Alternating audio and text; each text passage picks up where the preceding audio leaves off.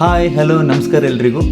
ಇದು ನನ್ನ 2ನೇ ವ್ಲಾಗ್, ನನ್ನ PL ಲೀವ್ನ 3ನೇ ದಿನ.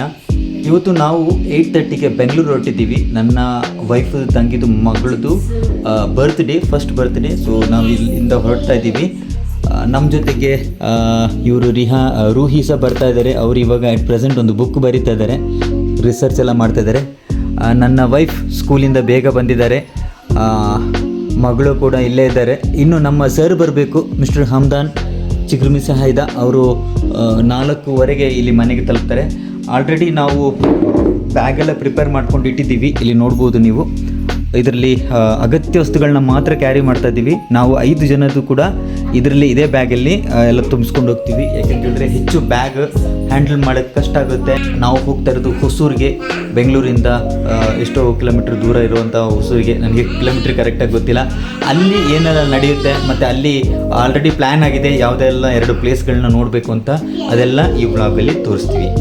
ನಮ್ಮ ಚಿಗುರ್ಮಿಸ ಹೈದ ಸ್ಕೂಲಿಂದ ಬಂದಿದ್ದಾರೆ, ಬಂದ್ಬಿಟ್ಟು ಹೊಟ್ಟೆ ತುಂಬಿಸ್ಕೊಳ್ತಿದ್ದಾರೆ. ಇವಾಗ ಬ್ರೆಡ್ ತಿಂತಾ ಇದ್ದಾರೆ. ಇನ್ನೇನು ಒಂದು 2 ಅವರ್ಸಲ್ಲಿ ನಾವು ಮನೆ ಬಿಡ್ತಾ ಇದ್ದೀವಿ.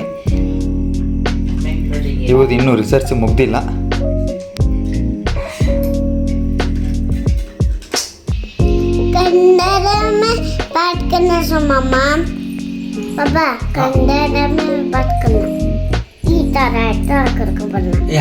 ಅವಳನ್ನ ತೋರಿಸಿ ಅಲ್ಲಿ ಕನ್ನಡದವಳು, ಅವಳು ಅಸ್ಸಾಂ ಕನ್ನಡ. ನಾನು ಏನಿಲ್ಲ, ಎಲ್ಲಾದ್ರೂ ಚೈನ್ ಬಿದ್ದೋಗುತ್ತೆ ಅಂತ ಹೇಳ್ಕೊಂಡು ಅದನ್ನ ಟೈಟ್ ಮಾಡ್ತಾ ಇದ್ದೀನಿ. ಇದು ಪರ್ಫೆಕ್ಟ್ ಇದೆ ನಮ್ಮ. ನೋಡಿ, ನಾವೀಗ ಹೊರಟು ನಿಂತಿದ್ದೀವಿ. ಆಗ್ಲಿಂದ ನಾನು ಹೇಳಿದ್ದೆ 3 ಗಂಟೆ ಹೊತ್ತು ನಮಗೆ ಟೈಮ್ ಇದೆ ಅಂತ. ಇವಾಗ ನೋಡಿ, ಎಲ್ಲ ಕೊನೆ ಟೈಮಲ್ಲಿ ಮೊಬೈಲ್ ಹುಡ್ಕೊಂಡದಂತೆ, ಕೀ ಹುಡ್ಕೋದಂತೆ. ನೋಡಿ ಇವ್ರು ಹೀಗೆ, ಇವ್ರು ಸರ್, ಇವರು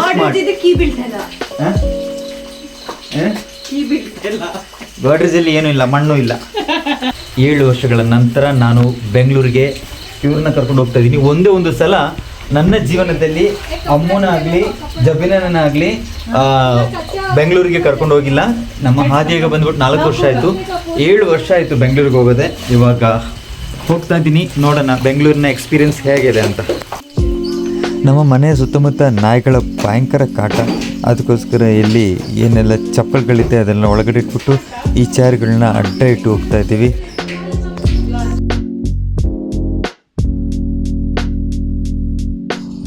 ಇವತ್ತು ಡೇ ಟೈಮಲ್ಲಿ ಅಷ್ಟೊಂದು ಮಳೆ ಇರಲಿಲ್ಲ. ನಾವು ಹೊರಡಬೇಕಾದ್ರೆ ತುಂಬ ಮಳೆ ಬರ್ತಿತ್ತು. ಇಲ್ಲಿಂದ ಕಾರ್ ಹೊರಟು 7 ಕಿಲೋಮೀಟ್ರ್ ಅಂತರದಲ್ಲಿ ನಮಗೊಂದು ಸಣ್ಣ ಟೌನ್ ಸಿಗುತ್ತೆ. ಈ ಟೌನ್ ಹತ್ರ ನಾನು ಗಾಡಿನ ಪಾರ್ಕ್ ಮಾಡಿ ನಮ್ಮ ಬಸ್ಗೋಸ್ಕರ ವೆಯ್ಟ್ ಮಾಡ್ತಾ ಇದ್ವಿ. ಅಷ್ಟರಲ್ಲಿ ನಮ್ಮ ಬಸ್ ಬಂತು ನೋಡಿ, ರೆಡ್ ಕಲರ್ ಬಸ್.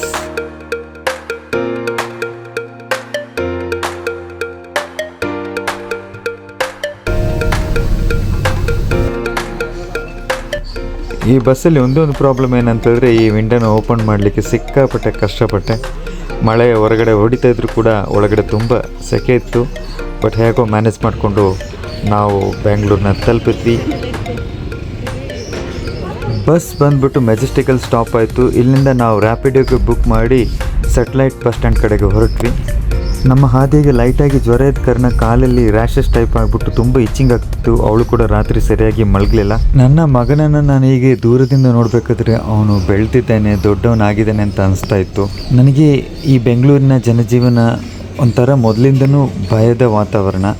ನಾವೆಲ್ಲ ನಿಸರ್ಗದ ಮಧ್ಯೆ ಬೆಳೆದವರು. ಈ ಥರ ಸಿಟಿಗೆ ಬಂದಾಗ ಒಂಥರ ಮನಸ್ಸಲ್ಲಿ ಆತಂಕ, ಭಯ. ನನ್ನ ಮಗ ಓದಿ ಒಳ್ಳೆ ವ್ಯಕ್ತಿಯಾಗಿ ನಮ್ಮ ಊರಲ್ಲೇ ಒಂದು ಕೆಲಸ ಪಡೀಲಿ ಅನ್ನೋದು ನನ್ನ ಆಶಾಭಾವನೆ. ನನಗೆ ಯಾವುದೇ ಕಾರಣಕ್ಕೂ ಅವನ್ನ ಬೆಂಗಳೂರಿಗೆ ಕೆಲಸಕ್ಕೋಸ್ಕರ ಕಳಿಸ್ಲಿಕ್ಕೆ ನನಗೆ ಇಷ್ಟನೇ ಇಲ್ಲ. ನಮ್ಮ ಹಾದಿಗೆ ಜ್ವರ ಇದ್ದ ಕಾರಣ ಕಾಲಿನಡಿಯಲ್ಲಿ ಸಣ್ಣ ಸಣ್ಣ ರ್ಯಾಷಸ್ ಆಗಿ ಅವಳಿಗೆ ತುಂಬ ಇಚ್ಚಿಂಗ್ ಆಗ್ತಿತ್ತು. ರಾತ್ರಿ ಇಡೀ ನಮ್ಮನ್ನು ಮಲಗಲಿಕ್ಕೆ ಬಿಟ್ಟಿಲ್ಲ, ಅವಳು ಮಲಗಲಿಲ್ಲ. ನೋಡಿ, ಇತ್ತೀಚಿನ ಜ್ವರಗಳ ರಿಫಾರ್ಮೇಷನ್ ಹೇಗೆ ಆಗಿದೆ ಅಂತ ಹೇಳಿದರೆ, ಬೇರೆ ಬೇರೆ ಟೈಪಲ್ಲಿ ಮಕ್ಕಳಿಗೆ ಅಥವಾ ನಮಗೆ ಅಡಲ್ಟ್ಸ್ಗೆ ಅದು ಅಫೆಕ್ಟ್ ಮಾಡ್ತಾ ಇದೆ. ಮಕ್ಕಳು ನಡಿಲಿಕ್ಕೆ ಕಷ್ಟ ಆಗ್ತಾ ಇದೆ ಅಂತ ಹೇಳಿದಾಗ ಅಥವಾ ಕಾಲು ನಡೀಲಿ ಇಚ್ಚಿಂಗ್ ಇದೆ ಅಂತ ಹೇಳಿದಾಗ ಆತಂಕಕ್ಕೊಳಗಾಗೋದು ಬೇಡ. ಡಾಕ್ಟ್ರನ್ನ ಕನ್ಸಲ್ಟ್ ಮಾಡಿ ಸಿಟ್ರಿಸಿನ್ ಸಿರಪ್ ತೊಗೊಂಡ್ರೆ ಎಲ್ಲ ಸರಿ ಹೋಗುತ್ತೆ. ಇವಾಗ ನಾವು ನಮ್ಮ ತಲಪತಿ ವಿಜಯ್ ಅವರ ಬಸ್ಸಲ್ಲಿ ಹತ್ತಾ ಇದ್ದೀವಿ. ಹೊಸೂರು ಕಡೆಗೆ ಹೋಗ್ತಾ ಇದ್ದೀವಿ. ಹೊಸೂರು ಬಂದುಬಿಟ್ಟು 3 ರಾಜ್ಯಗಳ ಬಾರ್ಡ್ರ್ ಅಂತಲೇ ಹೇಳ್ಬೋದು. ಕರ್ನಾಟಕ, ತಮಿಳುನಾಡು ಮತ್ತು ಆಂಧ್ರ ಪ್ರದೇಶ, ಈ 3 ರಾಜ್ಯಗಳ ಬೌಂಡ್ರಿ ಶೇರ್ ಆಗೋದು ಇದೇ ಜಾಗದಲ್ಲಿ. ನನಗೆ ಇನ್ನೂ ಆ ಆತಂಕ ದೂರ ಆಗ್ತಾನೇ ಇಲ್ಲ. ನನ್ನ ಹಮ್ದನ್ನ ನಾನು ದೂರದಿಂದ ನೋಡಿದಾಗ ತುಂಬ ಬೇಜಾರಾಗುತ್ತೆ. ಈ ಜನ್ರೇಷನಲ್ಲಿ ಮಕ್ಕಳೆಲ್ಲ ಬೆಂಗಳೂರು ಕಡೆಗೆ ಬಂದುಬಿಟ್ಟು ಜಾಬನ್ನು ಹರಿಸಿ ಬರ್ತಾರೆ. ಬಟ್ ನನ್ನ ಮಗ ಅಲ್ಲೇ ಓದಿ ಯಾವುದಾದ್ರೂ ಸಣ್ಣ ಜಾಬ್ ಆದರೂ ಪರವಾಗಿಲ್ಲ, ನಮ್ಮ ಊರಲ್ಲೇ ಕೆಲಸ ಮಾಡಲಿ ಅನ್ನೋ ಒಂದು ಮನಸ್ಸು ನನಗಾಗಿದೆ. ಯಾವುದೇ ಕಾರಣಕ್ಕೂ ಅವನ್ನ ನಾನು ಈ ಥರ ದೊಡ್ಡ ಸಿಟಿಗೆ ಕಳಿಸ್ಲಿಕ್ಕೆ ಇಷ್ಟಪಡೋದಿಲ್ಲ. ನಾನು ಆದಷ್ಟು ಯಾರಾದರೂ ಕೈಕಾಲು ಬಿದ್ದಾದರೂ ನಮ್ಮ ಊರಲ್ಲೇ ಒಂದು ಕೆಲಸ ಕೊಡಿಸ್ತೀನಿ. ನಮ್ಮ ಅಪ್ಪ ಕೂಡ ಇದೇ ಕೆಲಸ ಮಾಡಿದರು ನನಗೆ. ಆದ ಕಾರಣ ನನಗೆ ಇಂಥ ಒಂದು ದೊಡ್ಡ ಸಿಟಿ ಬಗ್ಗೆ ಅಷ್ಟೊಂದು ಒಲವಿಲ್ಲ. ಹೊಸೂರಿಗೆ ಇಳಿದ ತಕ್ಷಣ ನನಗೆ ತುಂಬ ಖುಷಿಯಾಯಿತು. ವಿಜಯ್ದು ಈ ಒಂದು ಪೋಸ್ಟರ್ ನೋಡ್ಬಿಟ್ಟು ನಾವು ಸಣ್ಣದರಿಂದ ಇವರ ಮೂವಿಗಳನ್ನೆಲ್ಲ ನೋಡ್ಕೊಂಡು ಬಂದಿದ್ದು. ನಮ್ಮ ಒಬ್ಬ ಬ್ರದರ್ ಇಲ್ಲಿದ್ದಾರೆ ಅಂತ ಅನಿಸ್ತಾ ಇತ್ತು. ತುಂಬ ಖುಷಿ ಆಗ್ತಿತ್ತು ವಿಜಯ್ನ ನೋಡುವಾಗ. ಫೈನಲಿ ನಾವು ನಮ್ಮ ರಿಹಾನನ ಮನೆಗೆ ಎಂಟ್ರ್ ಆಗಿದ್ದೀವಿ.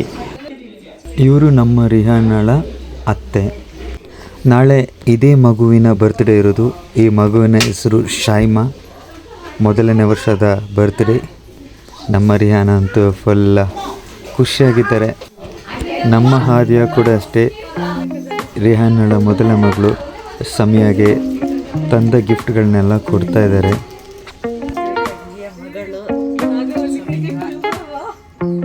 ಬೋಲೋ ಬೋಲೋ.